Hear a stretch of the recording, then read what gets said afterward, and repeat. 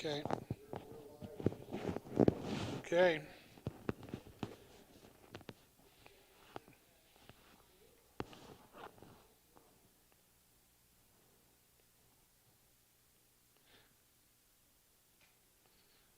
Do we need to check on the kids, see if they have supervision? Do you think we need to check the kids, make sure they got somebody? Well, yeah. I just never wanted to pay for the damages. I always wanted to know what I was getting in for. So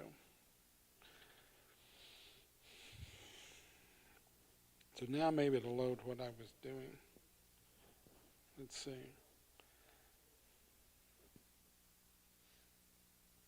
Yeah. So you're the first to hear it officially. So we're branching out for communion. So we're trying a new brand that functions just like what we have, except they advertise that the wafer is almost bread-like as opposed to styrofoam. We'll see where that's true. But it's this brand here. It's True Vine. And we also ordered some of these. You can see it's a little chalice. And it's shaped like a little chalice. And it's got the juice on one side and totally separate on the other end is the bread. And Velva had one on Sunday. And she did say it was better, but she would not say it was good. So I'm trying to keep everybody's hopes in alignment here. But so you'll have choices. If you don't like choices, don't come Sunday, because there'll be 3 communion choices that might be overwhelming. But we'll do an informal survey of whichever one's gone the quickest will be the one that we think everybody likes. The only problem with the chalice is it's about twice as much, but that's still only about, I think, 44 cents or something every time. So you just gotta up your contribution 50 cents a week, and we'll be good. So Sue emailed and said Marshall had a long afternoon, so they wouldn't be here tonight. No, Jeff and Julie and Kathy and Caitlin still have family in town. So I think some of them left today, but there were some still here tomorrow. And so we'll just have a nice little class. I moved closer to you. You thought you were going to be at the back, and now you're on the front. Andy's really on the front. Yeah. Larry said last night that Lynette had not left yet. Her mom's going into rehab, but she had not started home yet. So she may have today. Of course, I was saying that Marshall had infusion today, and she just said it was a long afternoon. So just remember Marshall. Of course, Bo's here, the newest do-gooder, the goods, is here. So that's thankful for that. Has anybody seen him yet? No, I haven't seen him either. So anything else we need to think about tonight? Okay, well, let's have a word of prayer. Yeah.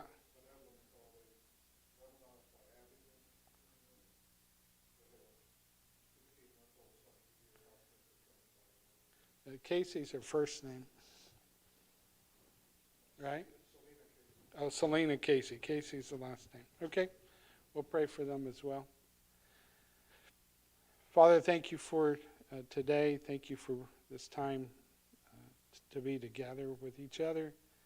We ask our blessing on our friends and family that are not here, particularly for Marshall as he's had a long afternoon. Strengthen him, give him sleep, give him rest. We pray for Lynette as she is at least preparing to travel back. Give her safety in those travels. And we pray for the Casey family, their little boy who's in UVA. Give him the strength and healing that he needs. And Father, as we talk about Solomon tonight, as we talk about your word, give us ears to hear things that will help us. I pray in Jesus' name, amen.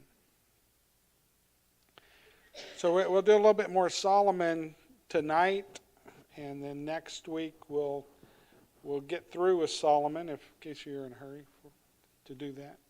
You don't have to wait much longer. But we're right in the middle of Solomon was given a charge, right? By his father. You need to finish what I started. And I like that a lot, right? Our dreams, our hopes should never be contained just by our lifetime, right? We dream bigger than that. And certainly David did, and he planted that in his son. I have a friend, he talks about having a 500-year plan. Well, I like that because you're not going to be around to see all that, but you're making preparations. Or another way I've heard it put is planting sequoias. Right? You're not going to be around to see that tree at its full growth, at its full life, but it's got to get started somewhere. And here's what I've really been thinking about this moment in Jewish history. They had been a ragtag clan of people. Back to Abraham's time, if they were around today, we would call them Bedouins, right? They moved around, and he traveled across the known world, basically, to relocate his whole family. And then they end up going to Egypt, and they've come out of that, and even though they have this land that God's provided, they can't figure out how to hold it very well. They keep getting in trouble with all their neighbors. They follow God, and then they drift off, and then they come back, and it's just a mess. But now with David and this kingship, we have for the first time it passes from one king to the other. Saul and David were disjointed. They were different tribes, different dynasty, if you want to say it that way. But Solomon is building on what his father had started, and at the very center of that was God. Let's take God out of a tent and let's put him in something permanent. Well, I like that impulse. They had certainly gotten out of tents. They had been growing as a nation. But if you remember where we ended last week, Solomon spent 7 years building the temple, and then he builds his palace for 13 years. The palace is, just for easy comparison, about twice as big as the temple. It took almost twice as long. And that's not all the building he does.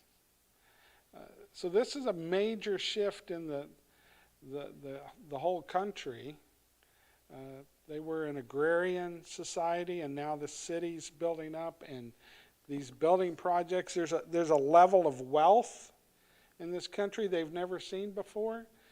The size of Israel will be at its biggest during the time of Solomon. So there's a lot of prosperity. And we often think of prosperity as blessing, right? If you do good, you get a lot of stuff. Well, we'll see what Solomon does with that. But let's pick up in chapter 7. There's the details, 13 years in verse 1, verse 2. He named it the palace of the Lebanon forest. Well, that's probably appropriate. That's where he got all his lumber from.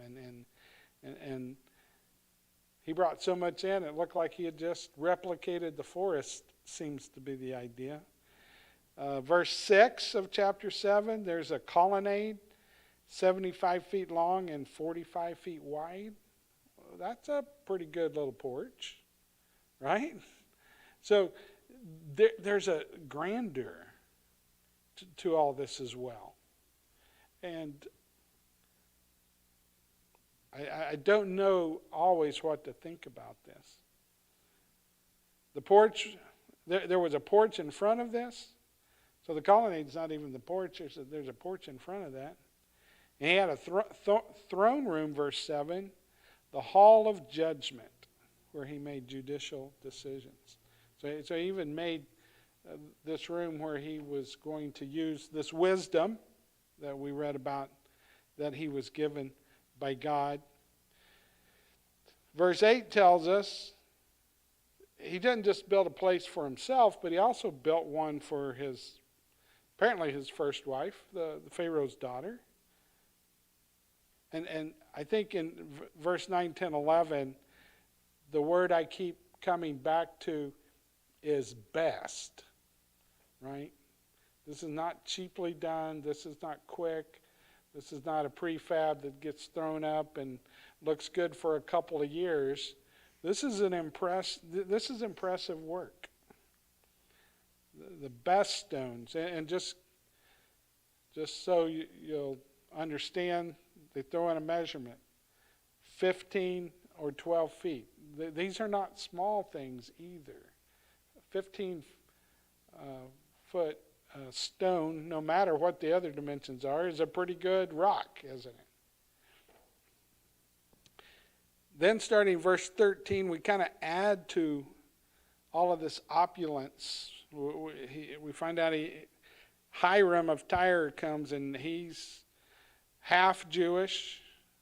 We're not really told about his father, but he is a craftsman. He works in bronze. And just look at all the things he does through those next few verses. 13, it kind of sets up who he is. By verse 20, he's making this bronze sculpture that has 200 pomegranate-shaped ornaments arranged in rows all the way around. Now, I don't know exactly what size it is, but it's got to be pretty good to have 200 pomegranates on it, right? So this is ornate. It's big. I like this little detail. He set up the pillars on the porch in front of the main hall in verse 21. He erected one pillar on the right and called it Yankin. He erected the other pillar on the left and called it Boaz. And there's some debate over what Boaz is, but here's what they think these two pillars kind of connected by these two names is he establishes in strength.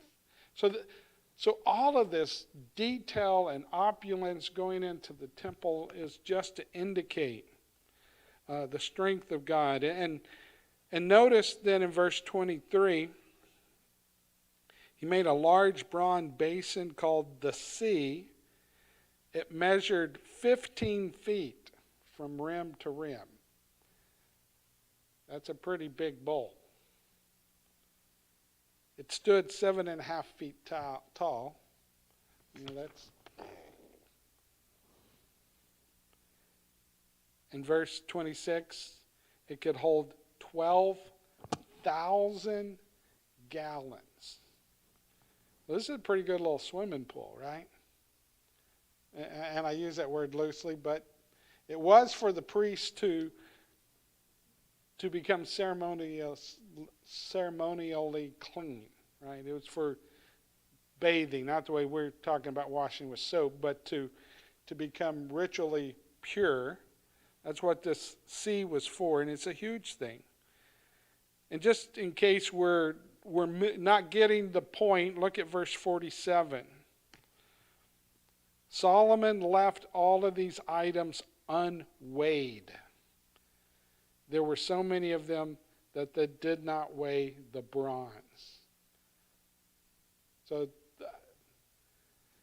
not that bronze is the most expensive metal, but it's not. In that day, that would have been a pretty significant thing, but they just used so much nobody even wanted to keep up with it.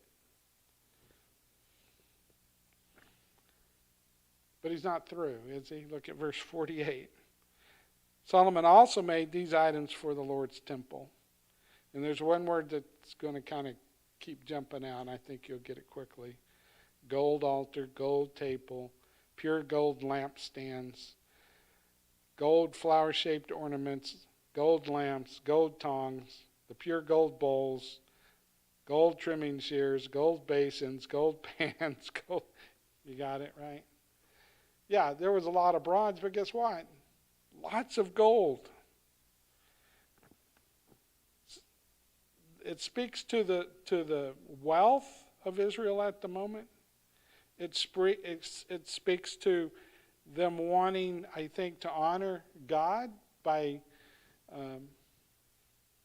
sparing no expense. And I can appreciate that. Sometimes we go, what's the cheapest way we can do it? Not, does that work on Valentine's, lady? What's the cheapest present I could give my wife that she wouldn't be mad? It's the wrong thinking, right? I think that same sentiment's in play here. It's not about the expense. It's about the over-the-top nature of what they're doing.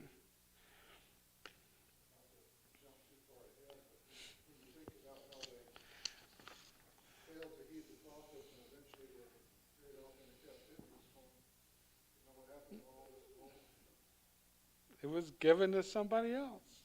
Yeah, but Clark, I appreciate that because I think that's part of the point. Sometimes we feel blessed and go, well, it's ours, right? It's mine. But it's really not. The attitude should be different, right? We can feel very blessed, but at the same time we don't create an attitude that says, well, look how great I am because of these things. The whole point of the temple was to say how great God was. And in chapter 8, Solomon moves more in that direction, right? So in chapter 8, the temple's built.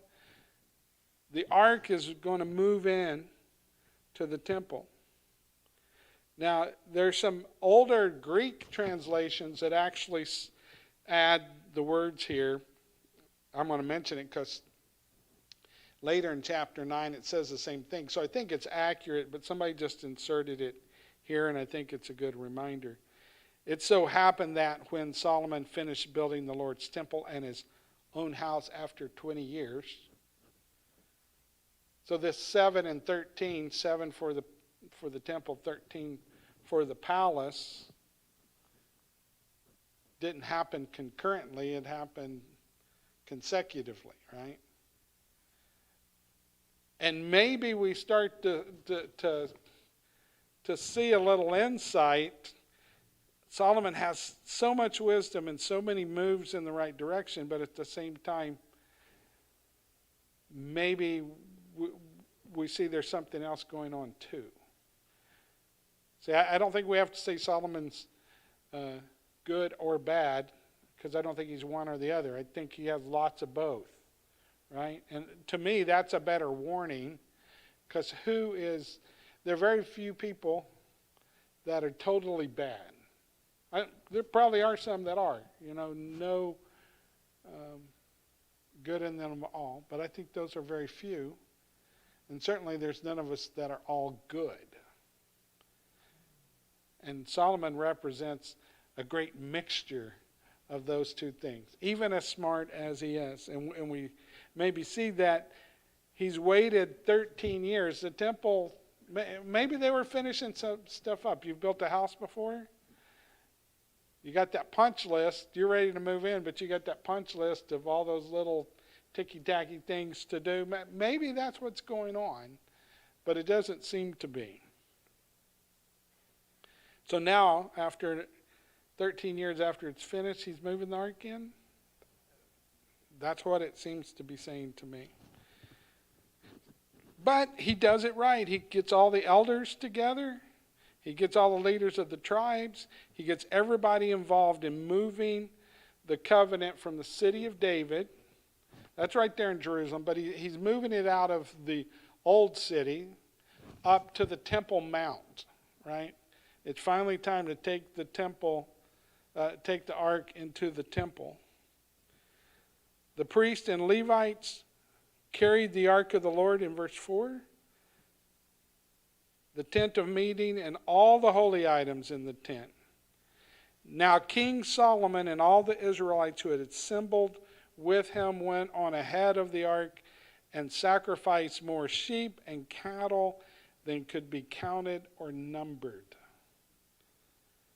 Okay, again, they didn't like the counting part. Sounds like my granddaughters when it's math time, right? Who likes the counting part?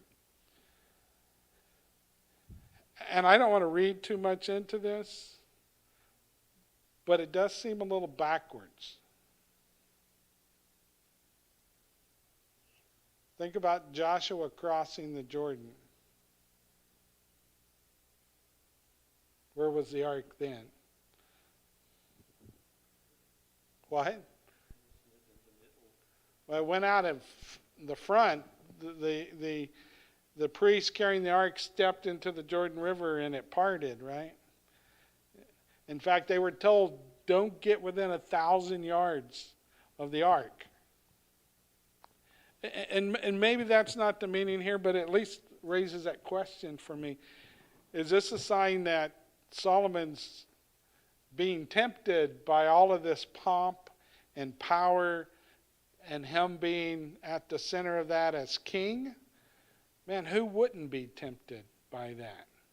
Anytime we're given a lot of power without much accountability, that's dangerous, right?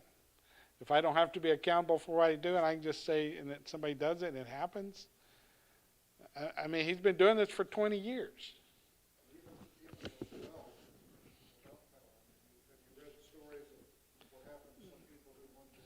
Exactly.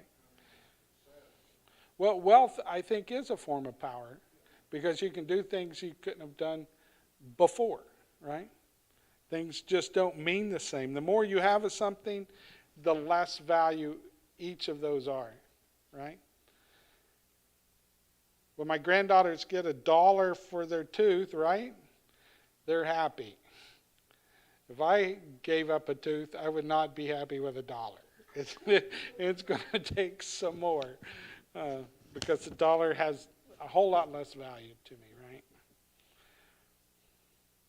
The priests brought the Ark of the Lord's covenant to its assigned place in the inner sanctuary of the temple, in the most holy place, under the wings of the cherubim. And I've been thinking about this picture all day long of this ark coming in to this most holy place, right? These cherubim were not small. There were 2 of them, and they had a wingspan, each of them, of 15 feet. The ark was probably about 45 inches long. It was smaller than a sheet of plywood is wide, right?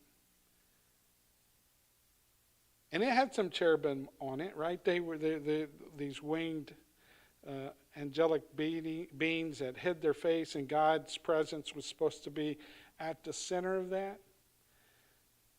But they fit on a box that was 45 inches wide. And now they're going in a room below cherubim that are 15 feet across and 15 feet high. So the scale is way different. I think appropriate, right? If you think of God in this represented by a small box, basically, and now he's in a room that nobody can go in that has these huge... Don't you think people talked about those cherubim? I mean, somebody made them. They saw them going in and going up, and I would think they've got talked about. So part of it, again, it's still the grandeur of God and the focus on him. The cherubim's wings extended over the place where the ark sat. The cherubim overshadowed the ark and its poles.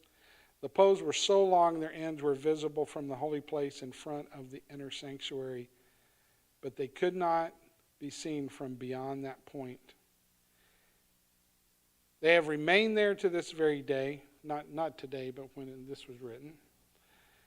There was nothing in the ark except the 2 stone tablets Moses had placed there at Horeb.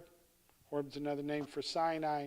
So it's the second tablets, right? The first one's got broke. What else used to be in there? Jar of manna and Aaron's budding rod. Now, here's what's interesting. I'd known that fact, but you don't really get that picture. The one place that gives you that complete picture of what at one time had been in the ark, Hebrews chapter 9. Hundreds of years later, looking back on that, noting that fact. Now, there's other places where it talked about putting manna into the Ark of the Testimony, and Aaron's rod was used. None of those are surprises, and I think they each have significance. But by this time, the manna's gone, and the rod is gone, probably turned to dust by this point. It's been hundreds of years.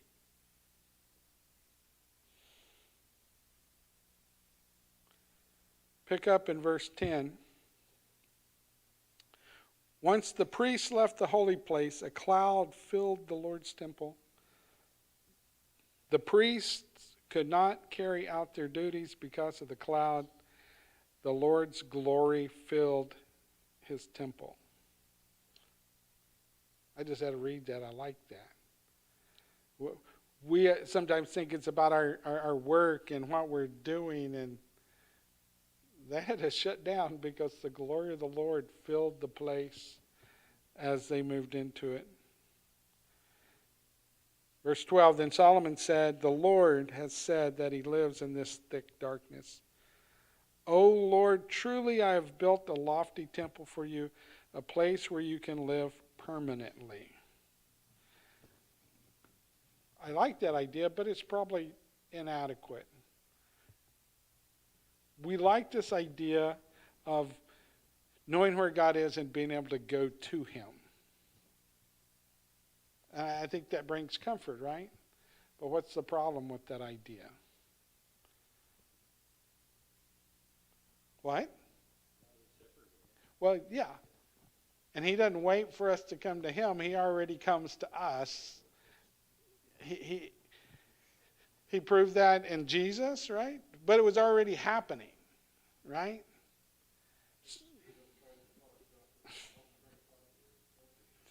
It was not. It got him killed, right? Yeah.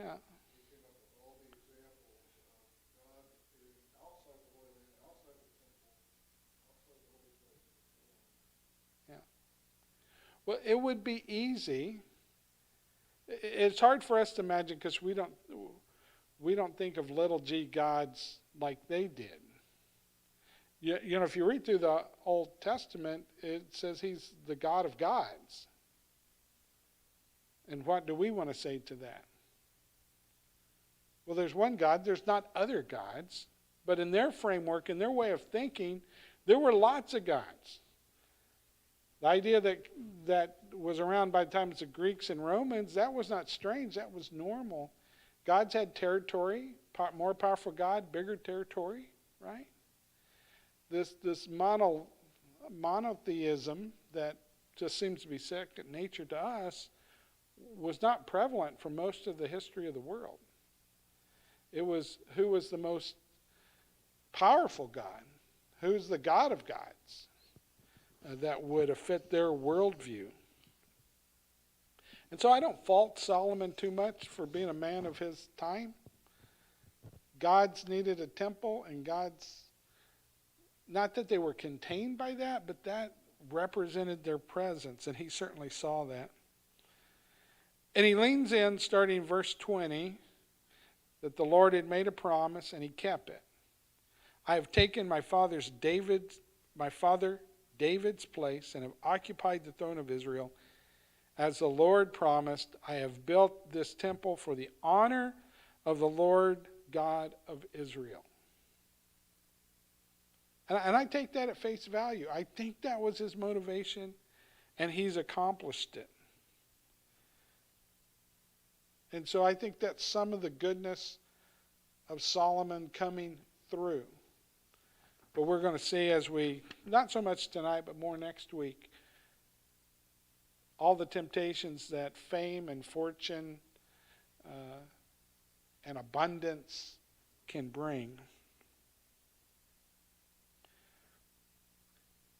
I think it's interesting what I've really been thinking about the last few days through as I've worked through these scriptures is we see Solomon acting as king, right? As he should, as it was intended.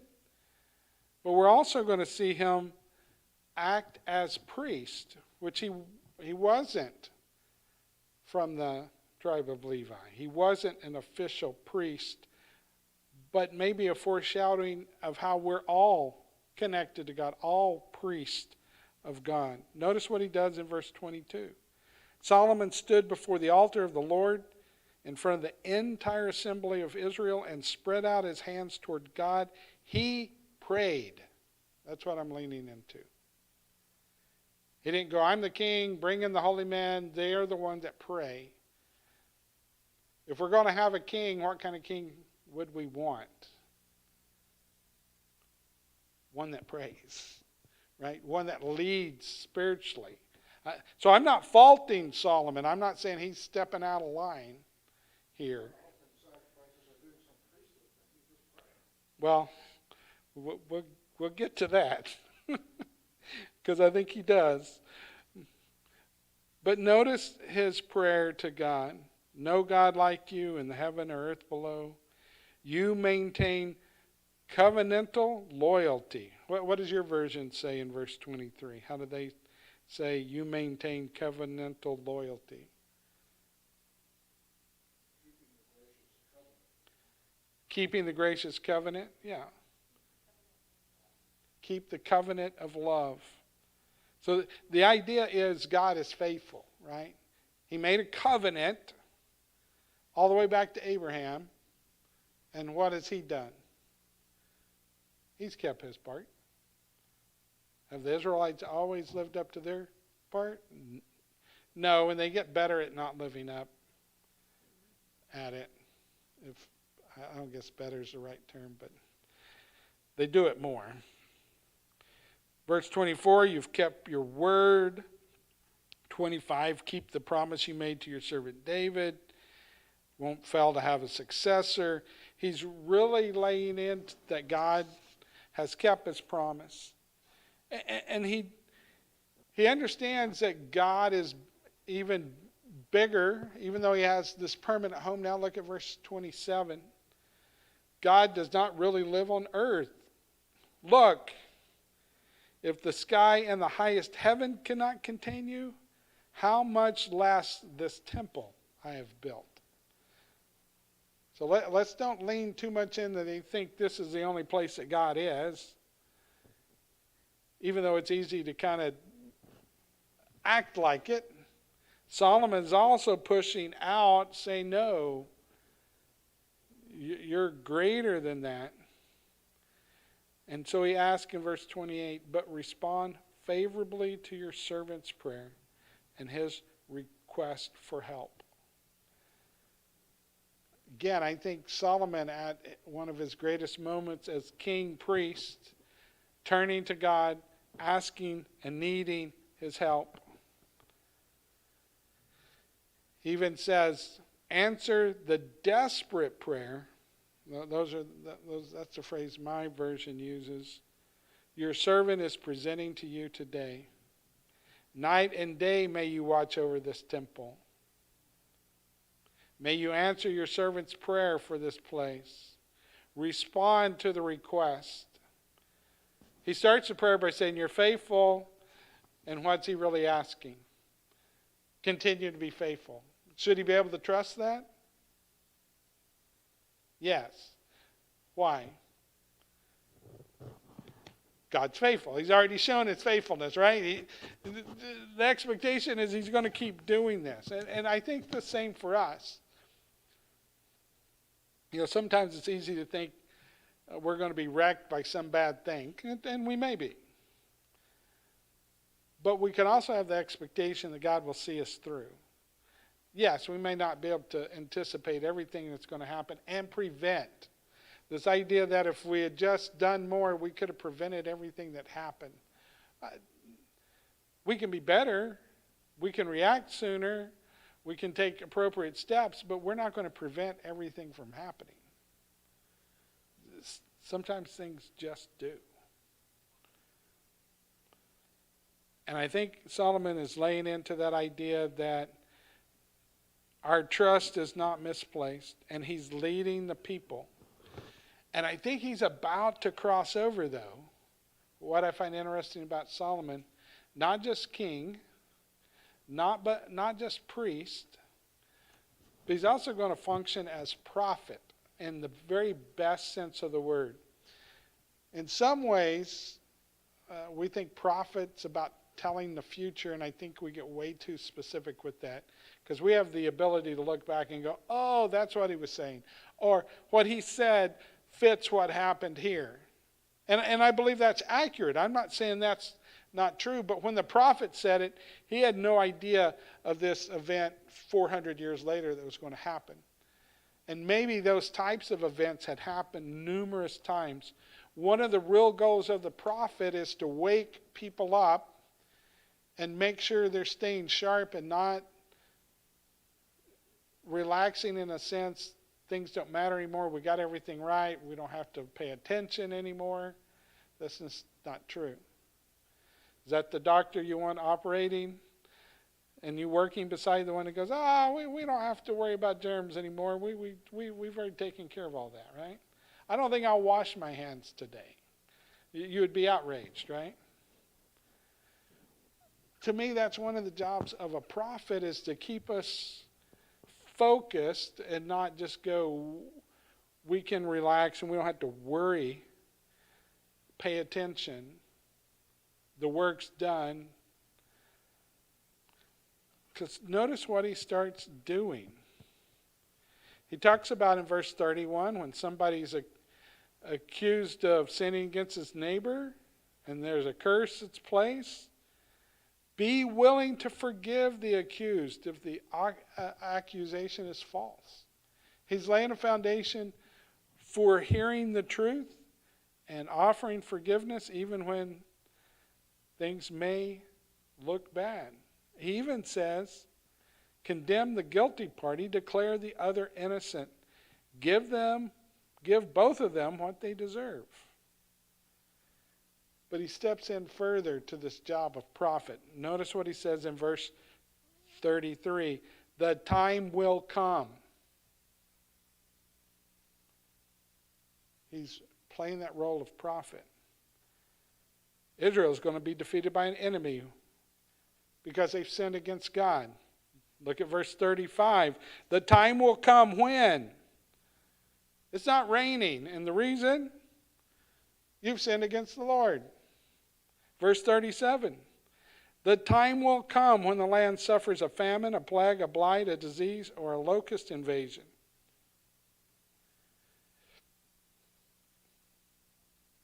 Now this was their worldview. When you got away from serving God, what happened? You no longer protected, it's withdrawn. Now, I don't 100% agree that this is 100% worldview, right? Every bad thing happens because somebody sinned. I mean, things happen. It doesn't, but my point is we tend to take it like that, right? So anytime something happens, we look for somebody to blame. But notice what Solomon's doing, and I think it's the right job of a prophet. When things aren't going right, who does he look to? He's looking back at himself. He's challenging the people to look back at them, to evaluate, are we continuing to follow the Lord? And just because you continue to follow the Lord, does that mean everything goes perfectly? No, but I think the impulse here is not to get lazy and take things for granted and just think everything's going to be great just because at this moment you feel incredibly blessed. The secret is to know that God is faithful even when things aren't looking so great. Right? If you already know that, will you come through those things in a better manner? And notice what he's even saying, starting there with that verse 37 one. If the people come back, if the circumstance is that you've gone away from the Lord, what does he want them to know? There's a way back. God will forgive. Spread out their hands toward the temple and then listen from your heavenly dwelling place. Forgive their sin and act favorably toward each one based on your evaluation of his motives. Indeed, you are the only one who can correctly evaluate the motives of all people. Then they will obey you throughout their lifetimes as they live on the land you gave their ancestors. I just think this is fascinating that he's also functioning as this prophet to say, pay attention. It's not enough to think you've made it and everything's great and we're just coasting from here on out.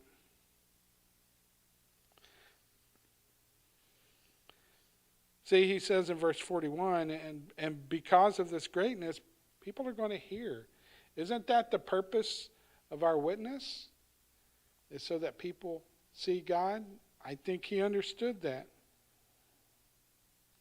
Verse 44, when you direct your people to march out and fight their enemies, and they direct their prayers to the Lord, toward his chosen city in the temple, then listen from heavens to their prayers, help them, vindicate them. Verse 46, he gets back on, then the time will come and your people will sin against you. Again, verse 50, forgive all the rebellious acts. Clark.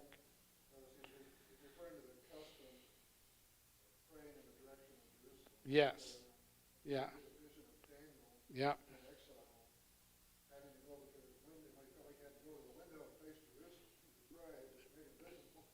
Right.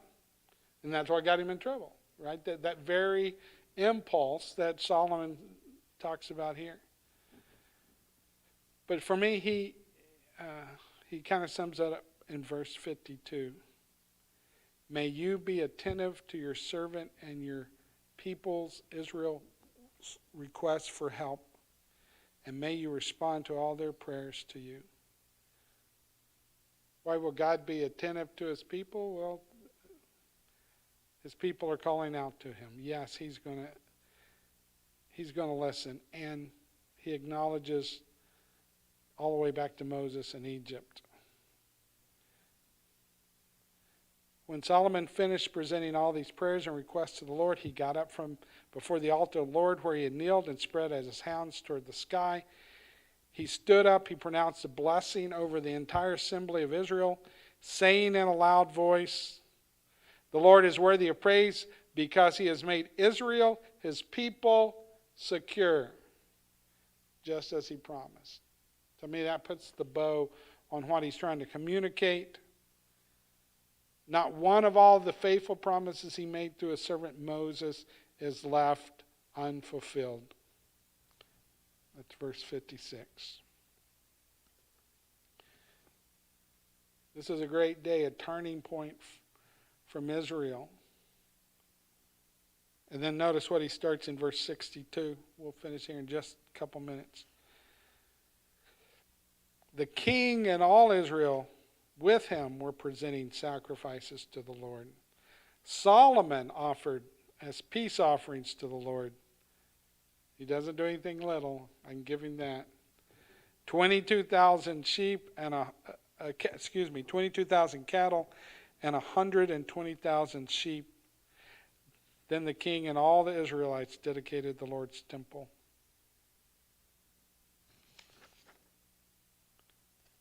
That seems like a good place to stop. Solomon,